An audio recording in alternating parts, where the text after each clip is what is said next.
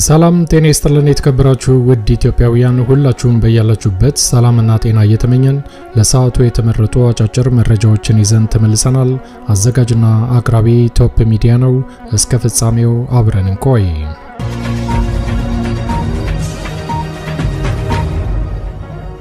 ክቡራን አድማጮች እንደተለመደው ይሄ መረጃ ለፍትህ ለዲሞክራሲ ለእኩልነት ለሚታገሉ ንጹሃን ወገኖቻችን በአጠቃላይ ድምጽ ለመሆን ስለሚረዳ ወዳጆቼ ላይክ በማድረግ እንድትጀምሩ ስል በትህትና ለማስታወስ እወዳለሁ።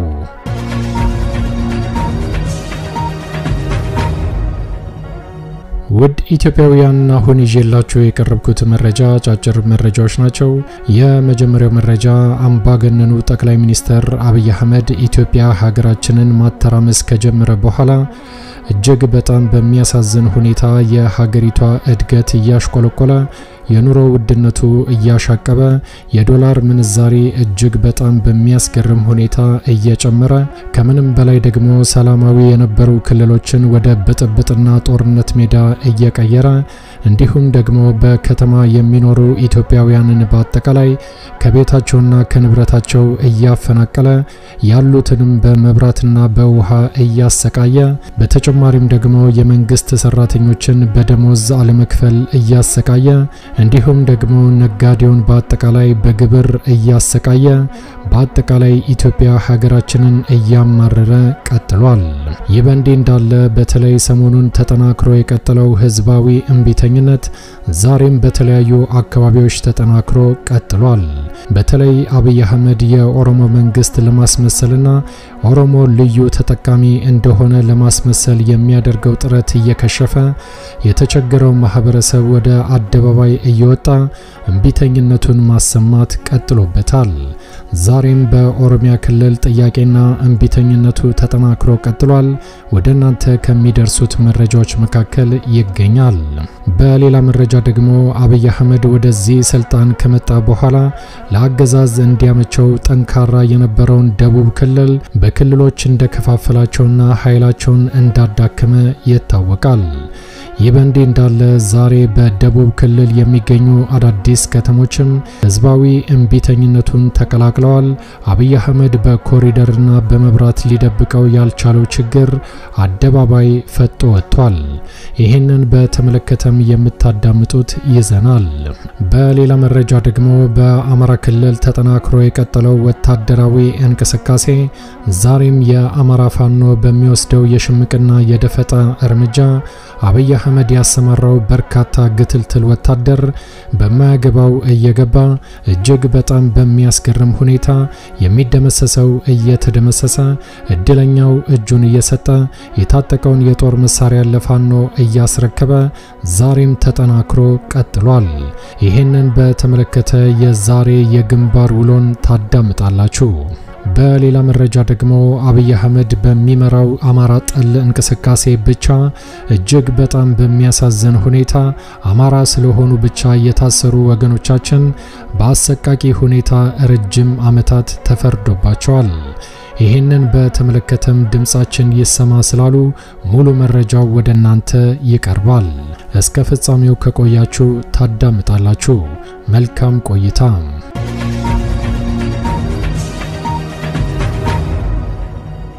ክቡራን አድማጮች ቀዳሚ ወዳደረኩት መረጃ ሳልፍ አማራ ጠሉ የአብይ አህመድ አገዛዝ እጅግ በጣም በሚያሳዝን ሁኔታ ንጹሃን ወገኖቻችን ላይ ዛሬ አሰቃቂ ፍርድ እንደፈረደ ከቦታው የደረሰን መረጃ አረጋገጠ። አማራነትን እንደ ወንጀል በቆጠረው የብልጽግና አገዛዝ ተይዘው ከ2 ዓመታት በላይ በእስር ላይ የነበሩ የግፍ እስረኞች ከ13 ዓመት እስከ 23 ዓመት ጽኑ እስራት ተፈረደባቸው። የሥርዓቱ አሻንጉሊት በመባል የሚታወቁት ፍርድ ቤቶቹ እስረኞቹን ተደጋጋሚ የሆነ ፍትህ አልባ ቀጠሮ በመስጠት ከ2 ዓመታት በላይ ካመላለሷቸው በኋላ ነው ጥቅምት 25 ቀን 2018 ዓ.ም በዋሉት ችሎት ብይኑን ያስተላለፉባቸው ተብሏል። በምስራቅ ወለጋ ዞን አንገር ጉቴ ከተማና በሌሎች የዞን አካባቢዎች በአማራነታቸው ምክንያት ለእስር ተዳርገው ነቀምት በሚገኝ የዞኑ ከፍተኛ ፍርድ ቤት ክስ ተመስርቶባቸው ለአመታት ሲከራከሩ የቆዩ ተከሳሾቹ እያንዳንዳቸው 13 ዓመት ከ6 ወር እስከ 23 ዓመት የሚደርስ ጽኑ እስራት እንደተፈረደባቸው ተረጋገጠ። ከፍርደኞቹ መካከል የተወሰኑት በምርመራ ጊዜ በተፈጸመባቸው ድብደባ የተነሳ ለከባድ የአካል ጉዳት መጋለጣቸውን ጣቢያችን ከቦታው የደረሰው መረጃ ይፋ አድርጓል። የዞኑ ከፍተኛ ፍርድ ቤት ጥቅምት 25 ቀን 2018 ዓ.ም በዋለው ችሎት በሙሉ ቀን አንተነ የክስ መዝገብ ስር ከሚገኙ 3 ንዑስ የክስ መዝገቦች መካከል አንዱ በሆነው በሰለሞን አሰፋ ክስ መዝገብ ተከሰው በእስር ላይ ሆነው ሲከራከሩ በቆዩ የአማራ ተወላጆች ላይ ፍርደ ገምድል የሆነ ብይን አስተላልፎባቸዋል። በክስ መዝገቡ ከተከሰሱ 31 የአማራ ተወላጅ ተከሳሾች መካከል 14ቱ ከ2 ዓመታት በፊት ለእስር ከተዳረጉ በኋላ የዋስትና መብት ተነፍገው በማረሚያ ቤት የድብደባ ማዕትና አይነት ሲፈጸምባቸው የቆዩ እንደሆነም ከቦታው ያደረሱን መረጃ አጋልጧል። በችሎቱ ከተከሳሾቹ መካከል 17ቱ በሌሉበት የእስር ፍርድ የተላለፈባቸው ሲሆን ለእስር ከተዳረጉት 14 የአማራ ተወላጆች መካከል 2ቱ በማረሚያ ቤት እንዳሉ በደረሰባቸው ድብደባ ምክንያት ሕይወታቸው እንዳለፈም ተረጋግጧል። አንዱ ከመያዙ በፊት ከጸጥታ አካላት ጋር በነበረ የተኩስ ልውውጥ ቆስሎ በሕክምና ሲረዳ ቆይቶ ሕይወቱ አልፏል ተብሎ ብይን ሳይተላለፍባቸው እንደቀረም ይፋ ተደርጓል። በተጨማሪም በምርመራ ጊዜ በተፈጸመባቸው ቶርች ከባድ ጉዳት ከደረሰባቸው መካከል የሚጠቀሱት 3ቱ ተከሳሾችም በነፃ የተሰናበቱ ሲሆን ችሎቱ በ8 ተከሳሾች ላይ 13 ዓመት ከ6 ወር እስከ 23 ዓመት ጽኑ እስራት ፈርዶባቸዋል። በዚህም አንደኛ እሸቱ ከበደ 23 ዓመት ተፈርዶበታል። ሁለተኛ አበባው አድማሱ 23 ዓመት ተፈርዶበታል። ሶስተኛ ጌታቸው ሽፈራው 23 ዓመት ተፈርዶበታል። አራተኛ ሰለሞን አሰፋ 22 ዓመት ተፈርዶበታል። አምስተኛ ጀማል ሲራጅ 14 ዓመት ተፈርዶበታል። ስድስተኛ አህመድ አያሌው 13 ዓመት ከ6 ወር። ሰባተኛ እንድሪስ ሐሰን 13 ዓመት ከ6 ወር። ስምንተኛ ስንታየው አዲስ 13 ዓመት ከ6 ወር ጽኑ እስራት ተፈርዶባቸዋል። በችሎቱ የአማራ ተወላጆች በአጠቃላይ ምንም አይነት መከላከያ እንዳያቀርቡ ታግደው ነበር ያሉት ቤተሰቦቻቸው ከዚህ ቀደም በነበረው የክርክር ሂደት ላይም ፍርድ ቤቱ የአገዛዙ ጠበቆች ከኦሮሚያ ልዩ ኃይል ጋር እየተመሳጠሩ የሚያቀርቡትን ሐሰተኛ ማስረጃ ብቻ ነው ሲቀበል የቆየው ሲሉ አጋልጠዋል። በኦሮሚያ ክልል በርካታ የአማራ ተወላጆች አማራነታቸው እንደ ወንጀል ተቆጥሮ በገፍ ታስረው በሚፈጸምባቸው ድብደባ ፍርድ ቤት ሳይቀርቡ ሕይወታቸው ያልፋልም ተብሏል። በርካቶችም በተለይ የምስራቅ ወለጋ ዞን መቀመጫ በሆነችው ነቀምት ከተማና የሆሮ ጉድሩ ወለጋ ዞን መቀመጫ በሆነችው ሻምቡ ከተማ ውስጥ ከ2 ዓመታት በላይ ታስረው የሚገኙ ሲሆን ከእስረኞቹ መካከል በምርመራ ጊዜ በሚፈጸምባቸው ቶርችም ጆሮአቸው መስማት፣ አይናቸው ማየት እንዳቆመና ከቦታ ቦታ መንቀሳቀስ እንደማይችሉ ከቦታው ያደረሱን መረጃ አጋልጧል።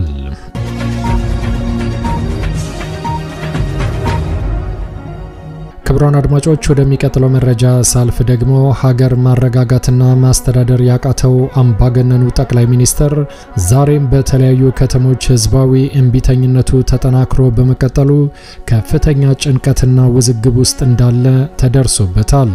በተለይ እጅግ በጣም የሚያስገርመው ነገር የፕሮፓጋንዳ ማሽኖቹ እነዚህን ነገሮች ለመደበቅና ከተለያዩ የውጭ ኃይሎች ጋር ለማገናኘት የሚያደርጉት እንቅስቃሴ እውነት እነዚህ ሰዎች ኢትዮጵያዊ ናቸው ወይ ዳሃውንስ ያውቁታል የሚለው ጥያቄ በበርካቶች እየተጠየቀ ቀጥሏል።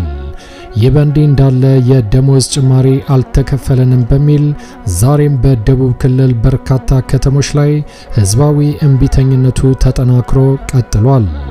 በፌደራል መንግስት ደረጃ የተወሰነው የደሞዝ ጭማሪ እስካሁን አልተፈጸመም በሚል በማዕከላዊ ኢትዮጵያ ክልል በሃዲያ ዞን ሆሳና ከተማ በስልጤ ዞንና በቤንሻንጉል ጉሙዝ ክልል መተከል ዞን የሚገኙ መምህራን ዛሬም ቅሬታቸውን በአደባባይ እያሰሙ ቀጥለዋል።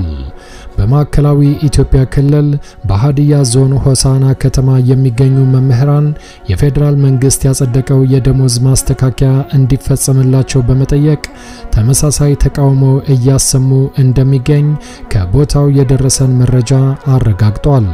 ይሄ ቅሬታ በዚሁ ክልል በስልጤ ዞን ስልጤ ወረዳ በሚገኘው ኩኖ ሁለተኛ ደረጃ ትምህርት ቤት መምህራኖቹ ካስነሱት ተቃውሞ ጋር ተመሳሳይ እንደሆነም ከቦታው ያደረሱን መረጃ ይፋ አድርጓል። የኩኖ ትምህርት ቤት መምህራን የዞኑ አስተዳደር እስካሁን ምንም አይነት የደሞዝ ጭማሪ አላደረሰንም ሲሉ ተቃውሟቸውን በአደባባይ ቀጥለውበታል። በተመሳሳይ በቤንሻንጉል ጉሙዝ ክልል በመተከል ዞን የሚገኙ መምህራን ተመሳሳይ የደሞዝ ጭማሪ ጥያቄ በማንሳት ተቃውሟቸውን እያሰሙ እንደሚገኝ ከቦታው ያደረሱን መረጃ አረጋግጧል።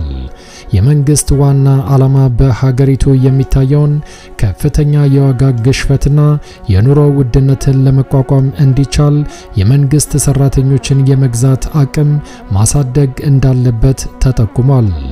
ነገር ግን የአብይ አህመድ አገዛዝ እጅግ በጣም በሚያስገርም ሁኔታ የኑሮ ውድነቱን መቋቋም ቀርቶ የሰራተኛውን ደሞዝ መክፈል አልቻለም። በተጨማሪም በሆሳና ከተማ በስልጤና መተከል ዞኖች እንደታየው በፌደራል ደረጃ የሚወሰኑ ውሳኔዎች ወደ ክልል ዞንና ወረዳ ወርደው ተግባራዊ ሲሆኑ የአፈጻጸም መዘግየት ወይም የበጀት ክፍተት ሲያጋጥም እንደዚህ ያሉ ቅሬታዎችም እንዲቀሰቀሱ ያደርጋል በሚል የአገዛዙ የፕሮፓጋንዳ ማሽኖች ለማረጋጋት ሞክረዋል። ቅሬታው በሶስት የተለያዩ ዞኖች መከሰቱ ችግሩ በአንድ አካባቢ ብቻ የተወሰነ ሳይሆን በመላው ሀገሪቱ የተፋፋመ የውሳኔ አፈጻጸም ክፍተት በስፋት ሊኖር እንደሚችል አመላካች እንደሆነም ተንታኞቹ ይናገራሉ። መምህራኑ ከፍተኛ የኑሮ ውድነት ባለበት ጊዜ የተፈቀደላቸው ጭማሪ እንኳን አለመፈጸሙ ለተቃውሞ እንዳደረጋቸው ተመልክቷል። ሌላው በርካቶችን ያነጋገረ የሚገኘው የአብይ አህመድ አገዛዝ ደሞዝ ጨምሬያለሁ ብሎ ቀደም ብሎ በመናገሩ ብቻ የኑሮ ውድነቱ እንዳሻቀበም ከተለያዩ አካባቢዎች የደረሰን መረጃ አረጋግጧል።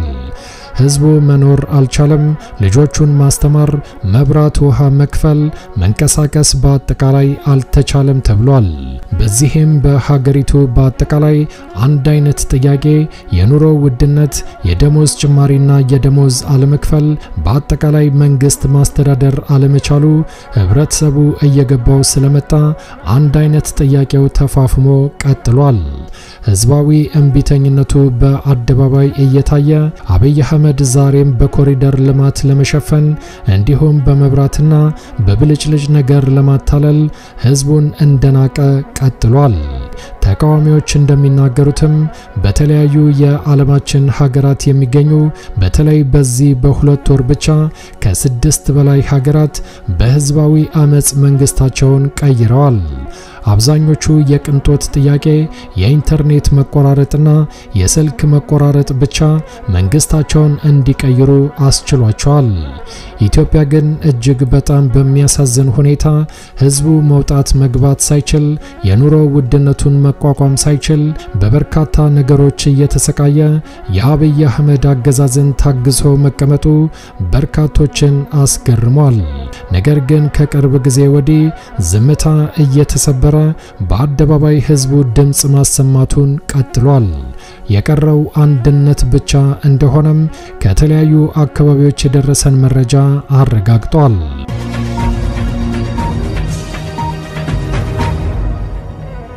ክብራን አድማጮች ወደሚቀጥለው መረጃ ሳልፍ ደግሞ አብይ አህመድ የኦሮሞ መንግስት ለማስመሰልና ኦሮሞ ልዩ ተጠቃሚ እንደሆነ ለማድረግ የሚያደርገው እንቅስቃሴ ከጊዜ ወደ ጊዜ እየተጋለጠ በኦሮሚያ የታፈነው ማህበረሰብ አደባባይ እየወጣ ቅሬታውን ማሰማት እየጀመረ ዝምታውን እየሰበረ ከከተማ ወደ ከተማ እየተባባሰ ቀጥሏል። ዛሬም በግዴታ ደሞዝ መቁረጥ ይቆም በሚል በኦሮሚያ ክልል ጉጂ ዞን ህብረተሰቡ አደባባይ ወጥቶ ጥያቄውን ቀጥሎበታል። በኦሮሚያ ክልል ምዕራብ ጉጂ ዞን ዱግዳ ዳዋ ወረዳ ከ2 ሳምንታት በፊት የወረዳው አስተዳዳሪዎች የብልጽግና ህንጻ ማሰሪያ በሚል ሁሉንም የወረዳ የመንግስት ሰራተኞች ከደሞዛቸው 50% እንዲቆረጥ ብለው ሰራተኞችን አወያይተው ውሳኔ ወስነው ነበር። በኦሮሚያ ክልል የሚገኙ ሰራተኞች ግን በፍጹም አይሆንም በማለት ስብሰባው ያለ ስምምነት ተበተነ። ከ2 ቀን በኋላ በድጋሚ ህብረተሰቡን እንደገና ሰበሰቡ። አሁንም ሰራተኛው በአጠቃላይ ለሁለተኛ ጊዜ አይሆንም በማለት ሳይስማማ ስብሰባው ተበተነ። ለሶስተኛ ጊዜ ሁሉም ሰራተኞች ተሰበሰቡ። ሰራተኛው ላለፉት በርካታ ጊዜያት የተለያዩ ሰበቦችን እያሳበባችሁ ደሞዛችንን ካለፈቃዳችን ስትቆርጡ ቆይታችኋል። ደሞዛችንን ቆራርጣችሁ ጥቁር ውሃ ከተማና በተለያዩ ቦታዎች ላይ ለራሳችሁ ቤታችሁን ስትገነቡ ነበር። ስለዚህ 1 ሳንቲም ከደሞዛችን እንዲቆረጥ አንፈልግም በማለትም በከፍተኛ ሁኔታ ተከራከሩ። እናም ለሶስተኛ ጊዜ ያለ ስምምነት ስብሰባው ተበተነ። አሁን ደግሞ ሁሉም ሰራተኛ 50% እስካልፈረመ ድረስ የጥቅምት ወር ደሞዝ ለማንም አይከፈልም ብለው ለወረዳው ፋይናንስ ቢሮ ትዕዛዝ አስተላልፈዋል። ደሞዛችንም ታግዶ ይገኛል ሲሉ የወረዳው የመንግስት ሰራተኞች ዛሬ ቅሬታቸውን አሰምተዋል። በተጨማሪም በኦሮሚያ በተለያዩ አካባቢዎች ህብረተሰቡ አደባባይ በመውጣት የደሞዝ ጭማሪው ይስተካከል፣ ደሞዛችን ይከፈል፣ ልጆቻችንን ማስተማር አልቻልንም፣ የመብራትና የውሃ ክፍያ ከመጠን በላይ ጨምሮብናል፣ መኖር አልቻልንም በሚል የቀድሞውን መለስ ዜናዊ እያደነቁ በአደባባይ ሰላማዊ ሰልፍ ወጥተዋል። ሀገሪቷን ለ27 ዓመታት ያስተዳደረው የቀድሞው የመለስ ዜናዊ አስተዳደር ሀገራችን እጅግ በጣም ሰላማዊ፣ አንድም ታጣቂ የማይታይባት እንዲሁም የኑሮ ውድነቱ እዚህ ግባ የማይባል የመብራትና የውሃ ክፍያ ደሞዛችንን ያማከለ እንደዚህ አይነት ቅሬታና ዘረፋ ታይቶም ተሰምቶም አይታወቅም በሚል በኦሮሚያ በተለያዩ አካባቢዎች ህዝቡ ቅሬታ ማሰማት ቀጥሏል።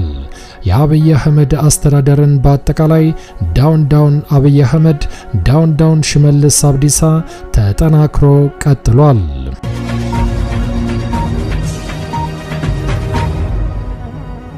ክብራን አድማጮች ወደሚቀጥለው መረጃ ሳልፍ ደግሞ በአማራ ክልል የሚደረገው ወታደራዊ እንቅስቃሴ ዛሬም ተጠናክሮ ቀጥሏል።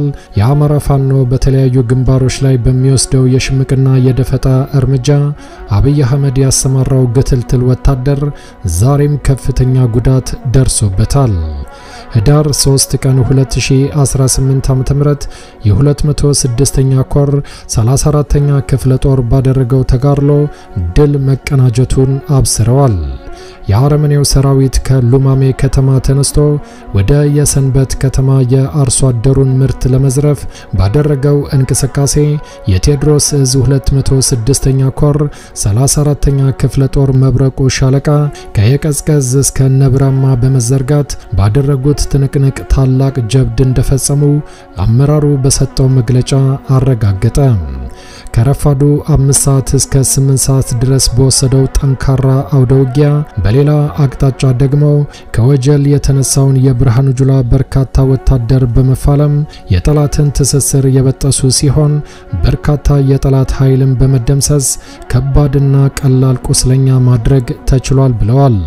በራሱ ተነሳሽነት ትንኮሳ የፈጸመው ጠላት ያሰማራው በርካታ ወታደር የተደረገበትን ጥቃት መመከት ተስኖትም ከየትኖራ ወታደራዊ ካምፕ በፔፔና ዙ 23 የታገዘ ተጨማሪ ኃይል ቢያሰማራም በመብረቁ ሻለቃ በተወሰደበት የሽምቅና የደፈጣ እርምጃ ከፍተኛ ኪሳራ አስተናግዶ የተረፈው ወደ ሉማሜ ከተማ ፈርጥቷል። ሰዓታትን በወሰደው በዚህ እልህ አስጨራሽ ከፍተኛ ፊልሚያ ጠላትን የረፈረፉት የ206ኛ ኮር አካል የሆኑት 34ኛ ክፍለ ጦር መብረቁ ሻለቃ 200 ጥይት የያዘ የብሬን ሸንሸል አንድ የብሬን አስቃጥላ ከነጥይቱና ሌሎች በርካታ ወታደራዊ ቁሳቁሶች እንዲሁም የቡድን መሳሪያዎችን ከጠላት ጉሮሮ ተቀብለውታል። በዚህ አካባቢ የቀጠለው የማጥቃት እርምጃ አሁንም ተጠናክሮ ቀጥሏል ብሏል።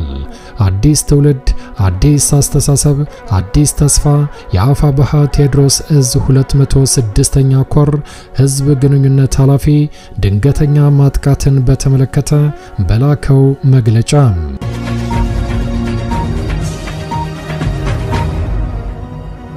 ክቡራን አድማጮች ወደሚቀጥለው መረጃ ሳልፍ ደግሞ የአፋብኃ ምዕራብ አማራ ቀጠና ቴዎድሮስ እዝ 206ኛ ኮር 14ኛ ክፍለ ጦር አካል የሆኑት የቀስተ ደመና ሻለቃ ፋኖች በጡት ቆራጩ የብልጽግና ወታደር ላይ በሌላ አቅጣጫ ጠንካራ እርምጃ ወስደውበታል።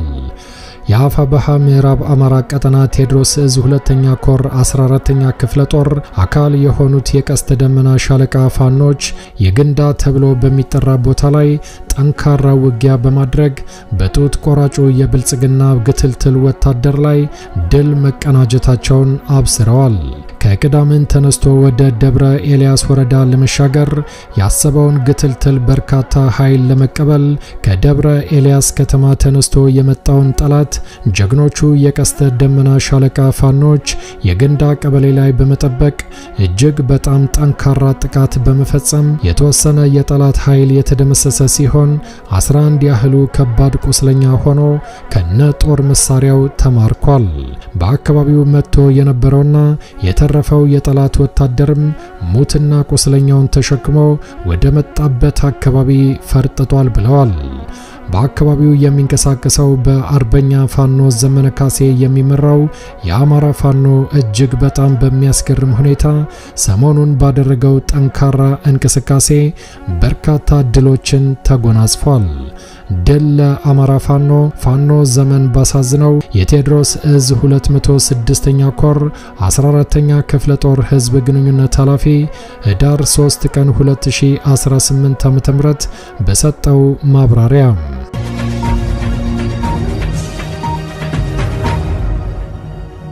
የተከበራችሁ ክቡራን አድማጮች ለሰዓቱ ያዘጋጀነው አጫጭር መረጃ ይሄን ይመስል ነበር። እንደወትሮ ለማስታወስ እንወዳለን ለቻናሉ አዲስ ከሆናችሁ ሰብስክራይብ በማድረግ የደውል ምልክቷን በመጫን ፈጣንና ታማኝ መረጃዎችን መከታተል ይችላሉ። አዘጋጅና አቅራቢ ቶፕ ሚዲያ ነበር።